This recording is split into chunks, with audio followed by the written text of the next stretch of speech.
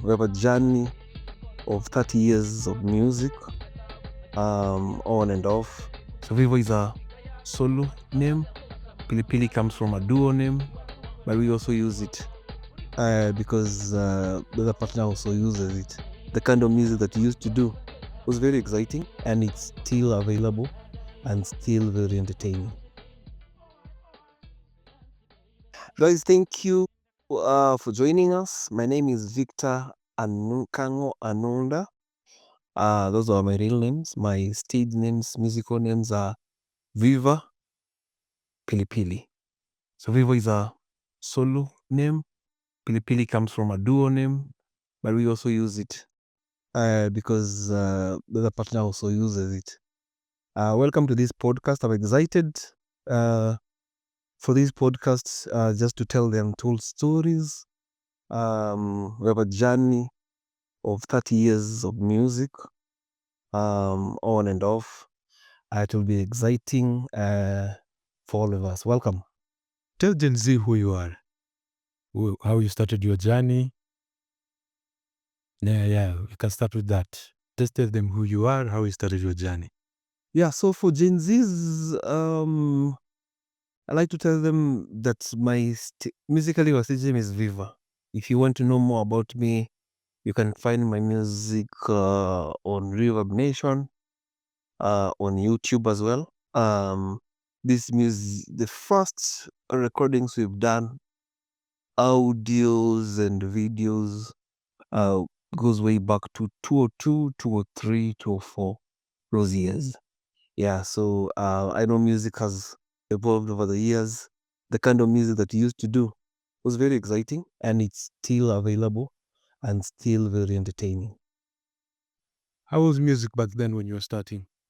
Music back then was, again, very exciting, very challenging, very organic. There were no AIs. Production was not being done the way it is being done now. A lot of artists really fumbled. We are coming from a place that you were either clapped for or booed. That was F2.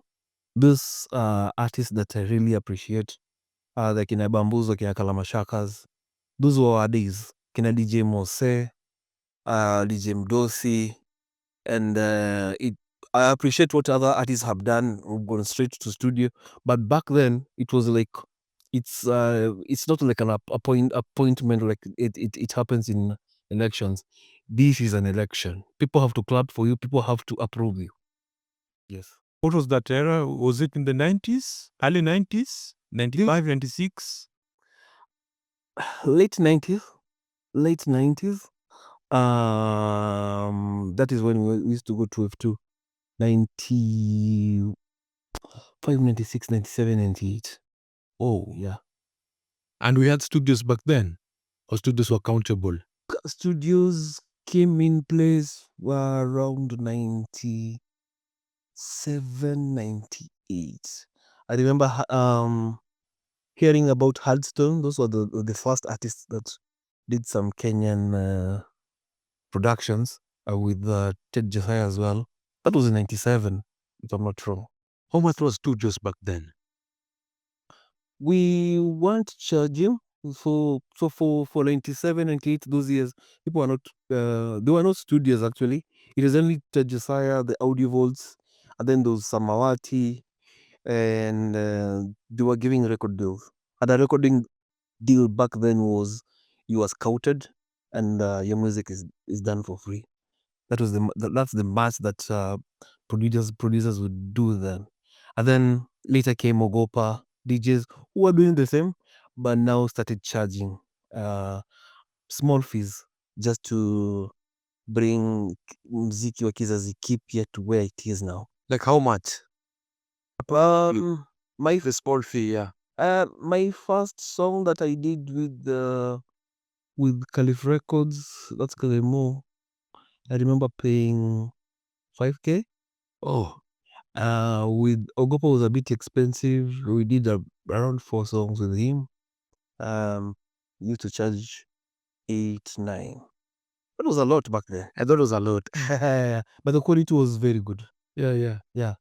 So you used to go to the studios, record. Did you make money from music, from shows? Were artists making money those days? Good question. So artists used to make kidogo cash, but we weren't looking at cash so much, because what we wanted was our music to be played, visibility. That is what we wanted. That's our music to be played in matris, clubs, TV stations, FM stations, so that we can be out there. And automatically, when that happens, you will make money automatically. Shows will come, the fame will come, and money goes with it. How much were people being paid at shows? Today we just want to talk about money and compare. Nice. So different artists, different strategies. There were big hit songs back then. You can remember Darling P. That was my friend. His first hit song. I remember he was being called to shows. The shows that he used to be called for, that was very rare. He used to be paid between 50 to 100K. Oh, that's not bad. Between 50 to 100K. Sometimes 30. And it was those days. That was. But then those were not the only shows we used to do. We were also in collaborating with clubs. So you go to a club, you get the managers, the owners, you tell them, "Wow, we have a hit song. This is our song." You play them. You play it for him or her, and then you agree. We'll do a road show. We'll do posters, and then when guys come for the D-Day, the collection. So we'll put our guy at the entrance. They put their person, and the collection, we split the collection. We'll just agree 50-50 or 70-30, or whatever we agree on the table. Tell us more about your group with Pete. Yeah, where you met, how you started, and why the name Pili Pili? Okay, so music started out for me as a hobby. So when I say 30 years, some people will dispute, but will ask how 30 years. So if you count 30 years from now, that's 1995. Wow. When we were in primary school, because I've done my class 8 in 1994. When you were in primary school, this is 90. I'm class 7, class 8.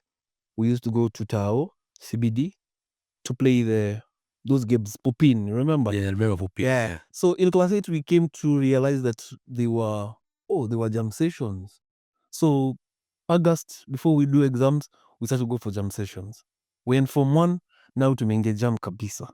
And this is F2, Jungles, if you remember Jungles, Zigzag, Muddy, those who used to love reggae and raga, plus Monte Carlo. And yeah, so they were, after the jam session or mid, they used to be shows, talent shows. So the music stops, the DJ gives the opportunity to those people who would like to showcase their talents. You write your name, you choose a beat. Yeah, you're given the opportunity. 3 minutes, you do your thing. People applaud or they boo. Yeah, and then came scouting. I remember Josiah coming. So me, I used to go alone, leave home, write my lyrics. I go to F2. I used to do my thing, and I met Darling P. He's the one who scouted me. Hey, I like what you're doing. Why don't you? I have a style, and I think the scouting here. We can do some collabos. What do you think? Yeah, that's how we started. So me was living in Doni. Darling P was living in Kayole, Soweto. That's how we met, and we started visiting each other, doing our lyrics, and yeah, it was just hobby. And then that is how I met The other Pili. The other Pili. Yeah, his name is Peter. I met him through Darling P. He's actually the one who introduced me to him and said, "Oh, you guys." He comes to F2. I remember him rapping as well. We used to be rappers. Cause Yeah. So we formed that duo, and my work was to. I'm very good at names, stage names, business names. I'm the one who actually came up with that name, Pili Pili. I know he'd be watching this. He cannot dispute. So it was a duo. It was not a name that was supposed to be used by one person. And that is why later on, when we parted ways, I decided to form my own name, Viva. Just because, just for integrity and originality. You worked for how many years with him? 90, 98, 99, 2000, 2001. But before we parted ways, we parted ways with Darling P as well when we were working with him, because we used to be collaborating in doing a lot of things. And Darling P opened the stage for us, by the way. We did a lot of shows, the 5-star hotels and the tours, and then we parted ways. He came and met Ganbi. Ganbi was his childhood friend as well, and a neighbor. So I brought the Peter from Soweto, Kayole, to Doni. I just told him, "Oh, there's a guy here. Let's come and work with him." So we started working. So we formed another group. It was called Ganbi and Pilipili. Oh yes, that's what it's for those guys who are keen. Back then, there was a group called Ganbi and Pilipili.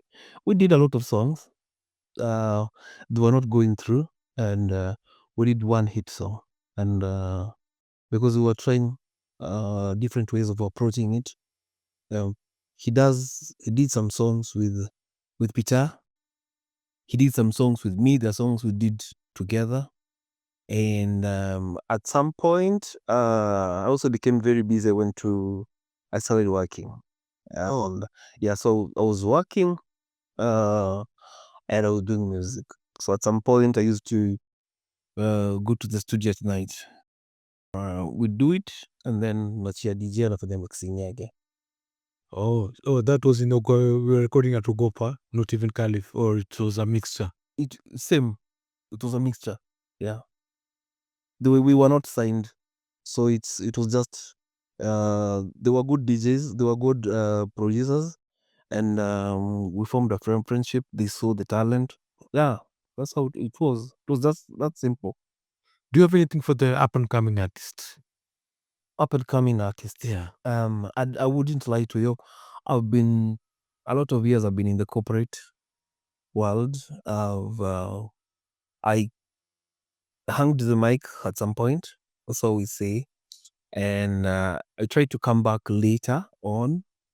Didn't work so well because this family came, and I went into business. I had retired at some point. I went into business. All these things need commitment, and I hung the mic again. But along the way, I came to realize what music is. I've become so spiritually intelligent, and that is a pillar that I really appreciate. So for up and coming artists, I would urge them to understand music.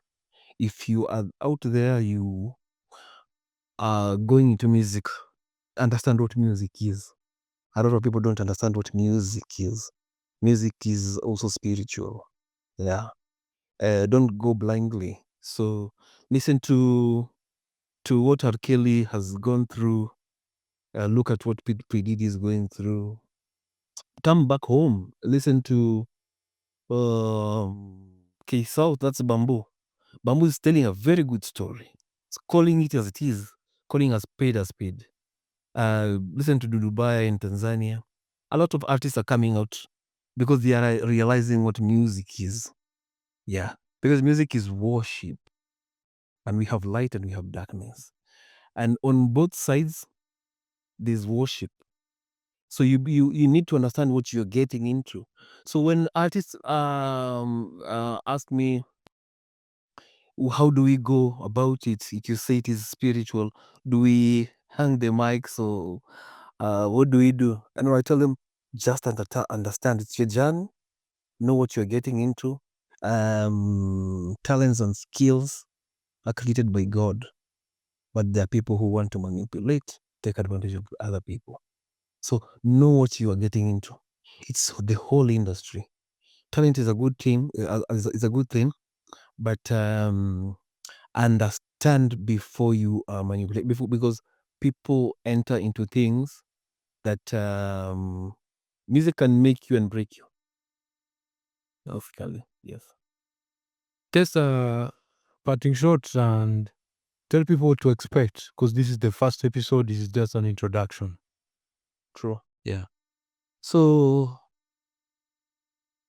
expect more from this podcast. My intention is to tell the untold stories. They say the grave is the richest place because there are many people who are there who have never told their stories, and we have the opportunity now to tell these stories so that other people can learn from it. In spiritual intelligence, it's called evangelism.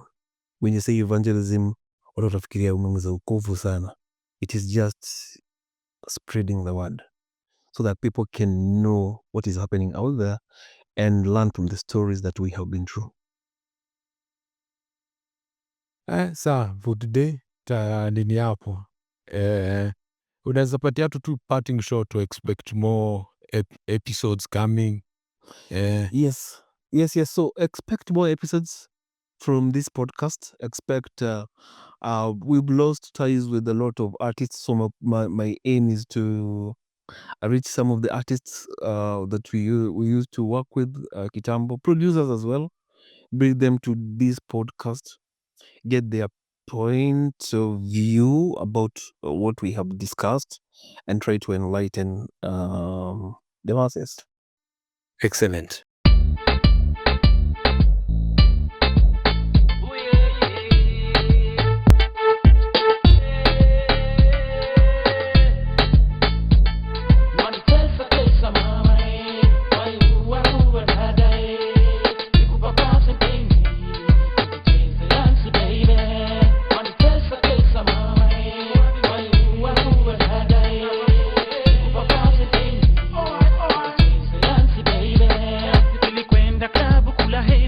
Nikamcheki